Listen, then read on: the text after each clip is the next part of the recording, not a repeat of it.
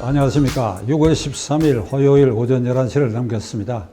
지난 주말에는 국회 방송에 출연하고 또 TV조선에 출연한 관계로 어제 방송을 쉬게 되었습니다. 오늘은 지금 대한민국 정치 정당 활동 이것이 G7 국가에 등극한 나라로서 최소한의 체면 출연하고 있는가, 아니면 오히려 국격을 떨어뜨리고 국가 이익을 훼손하는 국회 정당 의회주의로 변질 전락하고 있는가 하는 것에 대해서 여러분과 함께 걱정하는 말을 드리려고 합니다. 1948년 8월 15일이 대한민국 정부가 수립되고 금년이 75주년을 맞이했습니다. 1공화국, 2공화국, 3공화국, 4공화국을 지나서 지금은 5공화국 체제입니다. 87년 60항쟁 이후에 직선제 개헌이 통과돼 지금 30년째가 지나는데, 그 사이 우리는 G7 국가에 등극했고 96년에는 OECD에 29번째 가맹한 당당한 선진국에 진입했습니다. 오히려 정치만이 퇴행을 거듭하고 있고, 이게 정치인들의 정치 노름이 이게 자기 이익을 추구하는데 몰입해가지고 국가 전체 이익을 도외시한 국가 이익을 훼손하고 국격을 떨어뜨리는 이 정에까지 이르렀다. 지난 주말과 어제 일어났던 일 딱 두 가지. 어제는 민주당 소속 이게 윤 의원, 이 의원 두 사람의 이게 돈봉투 전당대회 관계돼 가지고 구속영장이 청구돼서 체포동의안이 이제 표결에 붙여져 가지고 압도적 다수표로 부결이 됐습니다. 물론 그 중에는 국민의힘당 의원 가운데도 이건 제 짐작입니다만은 동료의식이나 이런 것 때문에 일부 가결 부동의에 가담했을지 모르겠으나 민주당은 압도적 다수가 여기에 이걸 부결시키고 말았습니다. 민주당은 이재명 의원, 노웅래 의원에 이어서 윤, 이, 네 번째, 네 사람의 민주당 의원 전부를 이게 체포동의안을 부결시켰는데, 이재명 대표가 대통령 후보 시절에 두 눈을 부릅뜨고 이제 민주당은 국회의원의 이 불체포 특권을 포기하겠다. 포기하는 건 헌법 개정 안 하고 포기할 수 있습니다. 가령 이번 경우도 윤 의원이나 이 의원이 국회 표결하지 마라, 내가 자진해서 법원에 영장 실질 심사를 받겠다, 이러면 되는 일입니다. 그렇게 하겠다고 금석맹약을 했어. 굳게 국민 앞에 약속을 했어. 공약을 했어. 그게 누구냐? 이재명이에요. 그런데 당대표가 되고 나서 이걸 다 깔아뭉개버리니까 두목이 깔아뭉개니까 나머지 졸개들도 당연히 불체포 특권을 행사해야죠. 그러니까 다 부결시켜야죠. 우두머리가 그런데. 이게 완전히 퇴행했고, 인격적으로는 최고 지도자, 과반수 의석을 점하고 있는 제1야당의 대표가 그 말의 약속을 지키지 않는 이 도덕성, 이 인성, 이게 대한민국 정치를 후퇴시키는 이게 중요한 요인이 되고 있습니다. 두 번째로는 지난 주말에 있었던 이재명 대표의 주한 중국 대사, 싱 중국 대사를 방문한, 그래서 지금 외교적으로 후폭풍을 이게 몰고 오고 있다. 이재명 대표의 속셈은 아마 이랬던 것 같아. 중국 대사 만나가지고 중국과 우리가 야당이죠, 공동으로 후쿠시마 원전 사태에 대해서 대응하자. 요 말을 받아내기 위해서 유튜브 생중계 시스템까지 방송 시설을 가지고 만나러 가가지고 그랬는데, 이게 이재명 대표의 생각과는 삐뚤어진 겁니다. 그러니까 이게 유튜브 생방송이라고 하는 것은 지금 공중파가 이게 이 신의를 상실했기 때문에 유튜브의 파급력이라는 게 과거의 공중파보다 더 넓게 퍼질 수 있기 때문에 사실상 공개방송이죠. 이 공개방송 시스템 앞에서 웬걸 15분 동안 시행대사가 두 손을 공손히 모아 앉아있는 한국의 제1야당 대표를 앞에 두고 그 너머에 있는 윤석열 정권과 대한민국 국민을 상대로 폭언을 쏟아부었어. 폭언을. 그 뭐 얘기한 게 긴데 지금 중요한 것을 얘기를 하면 한국은 미국에 배팅할 것이냐, 중국에 배팅할 것이냐, 미국이 이긴다고 보고 그쪽 편에 설 것이냐, 아니면 중국이 이긴다고 보고 중국 편에 설 것이냐. 지금 잘못 줄을 서면 대한민국은 망가진다. 이런 아주 폭언을 퍼부었어요. 거기에 더해가지고 지금 중화인민공화국의 시진핑 주석은 위대한 지도자다. 지금 그 지도 영도 아래 중국은 승승장구 발전하고 있다. 아이 여보시오 시행대사. 시진핑이 누구요? 모택동에 이어서 등소평에 이어서 장점인 후진타워 이어가지고 헌법을 개정해가지고 국가주석 두 분밖에 할 수 없는 걸 무한대로 할 수 있는 개정을 해가지고 완전히 황제에 등극해서 이 중국을 이게 독재 체제로 몰아넣은 세계 대표적인 독재 국가화하고 그 국가의 독재자가 된 이 시진핑 주석을 한국 국민들 앞에 찬양하는 얘기를 퍼부었다. 시청자 여러분, 이런 시행추기경의 행동은 외교관이 주재국에 가가지고 어떤 규범을 지켜야 하는가.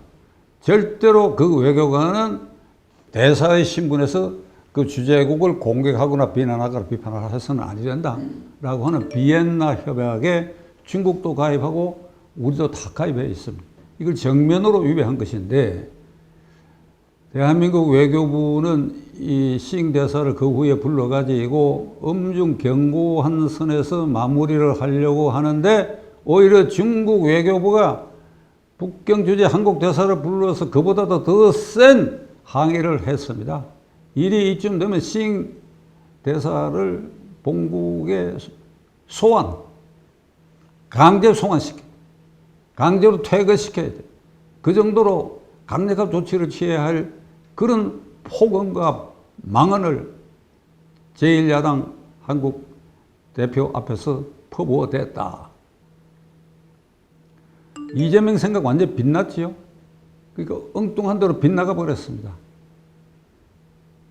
그 이재명 대표의 그날 그 생중계되는 그 모든 화면을 보면 두 손을 공손히 이렇게 잡고 이 덩치도 어찌된 셈인지 시행대사가 덩치가 큰 사람이야.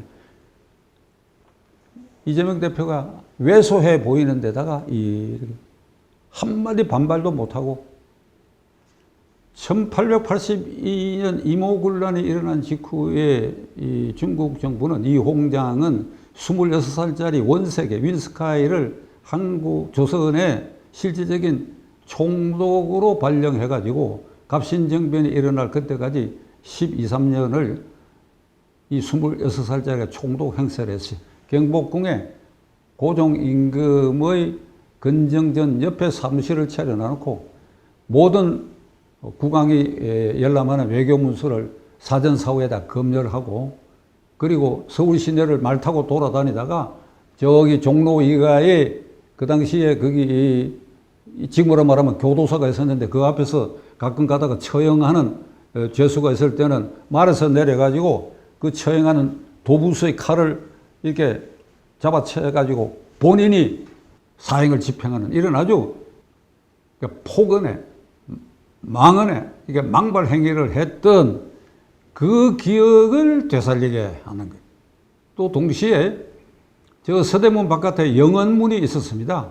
영언문은 중국의 명나라 대사가, 명나라 칙사, 청나라의 칙사가 왔을 때 조선 임금이 그 영언문에 가가지고 주민들이 보는 자리에서 차마 그렇게 할 수는 없으니까 천막을 치고 그 안에 들어가고 중국 칙사가 황제의 전언을 주는 문서를 3번 절하고 9번 머리 찍고 그렇게 해서 그걸 받아든 그때에 못지 않는 상황을 시잉 대사가 자행을 했고 그 앞에 그 당시에 조선임금과 같은 표정과 태도로 이게 조신하게 그 말을 경청한 이재명 그대. 이재명 대표, 당신 말이야. 이 번지수가 틀렸어. 정말 후쿠시마 원전 사태로 거기에 있는 수산물이 방사능에 오염됐을지도 모른다. 앞으로 IAEA 검사가 끝나서 그것이 괜찮다고 하는 것도 도저히 믿을 수가 없다. 이게 우리 5천만 국민의 생사가 걸린 일이다. 오매불망 이것이 진심으로 그대의 가슴 속에 있다고 한다면 시잉 대사를 찾아갈 일이 아니지. 이재명 씨. 일본 대사관부터 먼저 가야지. 나의 우려는 이렇다.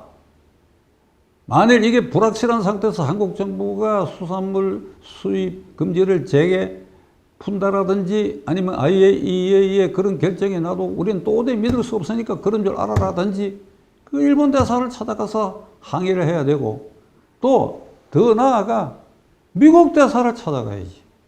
이게 유출수가 이 해류를 따라서 미국 해안에 먼저 가게 되어 있으니까 미국이 어떤 나라예요? 식품 안전을 우리보다도 무서울 정도로 챙기는 나라니까 그 미국 대사 손을 잡고 우리 공동 보조를 취하자. 이래야 될 거 아니야 이게. 그리고 시잉 대사를 찾아가서는 중국이 55기의 원전을 산동반도를 중심으로 지금 가동하고 있는데 2030년에는 100기를 가동하고 있다. 지금 거기 쏟아내고 있는 원전에서 사용된 물이 그 세슘, 방사능의 일종인 세슘 함량이 후쿠시마에서 현재 유출되는 것보다도 50배가 더 넘다. 그리고 좁은 서해에 중국 대륙의 모든 공장에서 배출되는 이게 폐수 등이 쉼새 없이 서해로 흘러들어가지고 이게 서해를 완전히 이게 쓰레기 바다로 만들고 있다. 이게 우리에게 직접적 영향이 온다. 이거 우리가 한중 간에 공동으로 이게 대처하자. 이 얘기를 하러 가야지. 이 얘기를 하러. 그 끝에 후쿠시마 얘기도 해야지. 중국은 당장 후쿠시마하고는 직접적인 연관이 없는 나라니까. 결론을 내리겠습니다. 지금 이 대한민국은 앞에 말씀드린 것처럼 G7 국가에 등극했는데 정치 이회주의 정당 활동만의 유독 사료 오류로 타락해버렸어요. 그게 민주당 이재명 대표의 개인을 놓고 보면 작년 6월 1일에 터무니없는 지역에 나가서 보궐선거에 국회의원 배지를 달고 그리고 8월에 당대표가 된 이후에 이거 한국 정치를 망가뜨리는 변곡점을 지금 만들어가 우리는 그 변곡점을 지금 지나고 있습니다. 이 기간이 짧아야 됩니다. 시청자 여러분. 길면 안 됩니다. 짧아야 돼요. 이게 짧은 기간에 이 이재명이 만들어 놓은 이 변곡점을 파괴하지 않으면 이게 극복하는데 오랜 시간이 걸릴 위험이 있습니다. 그런 사이에 국민들 전체의 정신세계가 피폐해지고 지역 갈등은 더욱 심화되며 정치는 더욱 난장판이 되는 이런 길을 가게 될 것입니다. 이걸 생각하면 소름이 끼치는 일이에요. 한 사람, 그 한 사람과 소수의 극렬파들이 이러한 변곡점을 만들어 가지고 나라를 수렁에 빠뜨리고 있다. 절대로 용납할 수 없는 일이다. 이걸 누가 용납할 수 없어야 되는가 하면 국민이요. 국민. 헌법상 제1기관인 국민. 누구의 말씀드린 것처럼 국민인 우리가 스스로 이것을 지켜내고 깰 깨지 않으면 안 된다. 이게 오늘의 밑도 끝도 없는 결론입니다. 시청해 주셔서 감사합니다.